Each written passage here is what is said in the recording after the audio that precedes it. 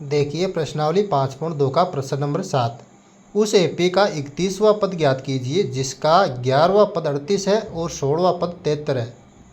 देखो एपी का जो 11वां पद है यानी कि A11 दे रखा है आपको 38, ठीक है। और एपी का जो 16वां पद है यानी कि A16 आपको दे रखा है यहाँ पर 73।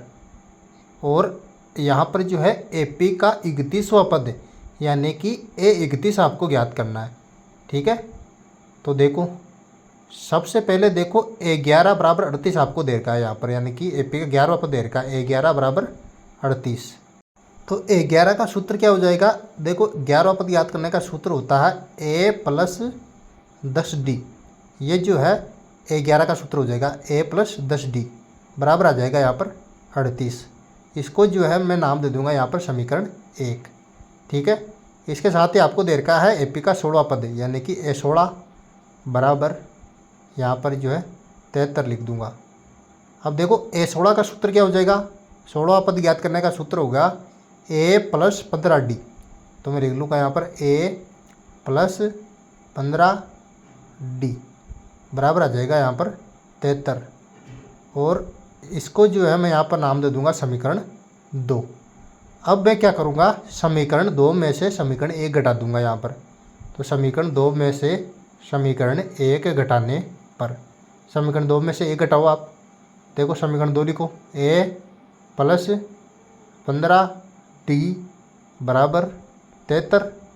और समीकरण 1 है A प्लस 10D बराबर यहाँ पर जो है 38। अब देखो माइनस करेंगे इसको, तो देखो A प्लस का था माइनस का हो गया, 10D प्लस का था माइनस का हो गया, 38 प्लस का था माइनस का हो गया। अब देखो A से A कैंसिल हो जाएगा और 15D में से 10D घटाऊंगा मैं, तो यहाँ पर बचेंगे 5D बराबर। और 73 में से मैं 38 घटाऊंगा यहाँ पर, तो बचेंगे यहाँ पर 35। तो यहाँ पर लिख दो नीचे 35। अब देखो 5 जो है D के साथ गुणा में उसको भाग में ले जाऊँगा उधर, तो इधर बचेगा D बराबर 35 बटे हुए के अंदर यहाँ पर आ जाएगा 5। अब 35 को मैं 5 से यहाँ पर काटूंगा तो 7 बार कटेगा, ठीक है ना। तो D का जो मान आया यहाँ पर वो आ जाएगा यहाँ पर 7। तो यहाँ पर लिख दिया मैंने 7। अब ये D का जो मान आया इसको रखूँगा मैं समीकरण 1 के अंदर, ठीक है ना।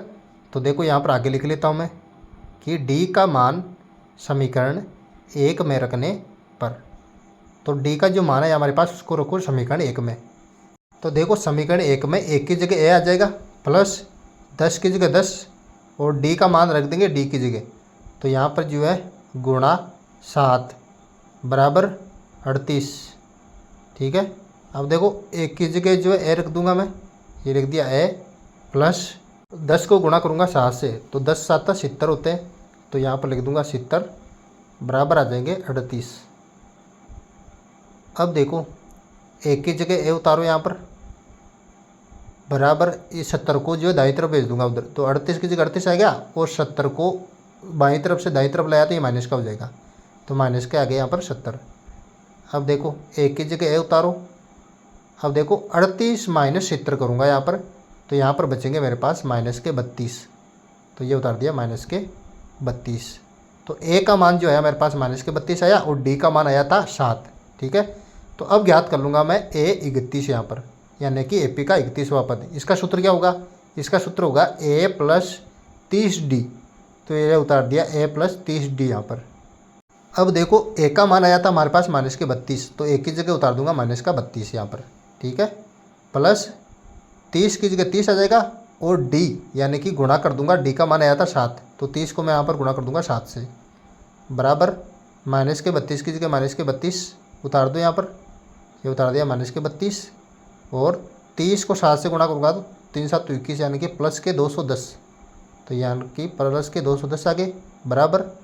अब देखो 210 में से माइनस के 32 में घटाऊँगा यहाँ पर, तो देखो 210 में से माइनस के 32 यहाँ पर घटाऊँगा तो आएगी 178। तो यहाँ पर जो है एपी का 31वां पद आया 178। Very simple.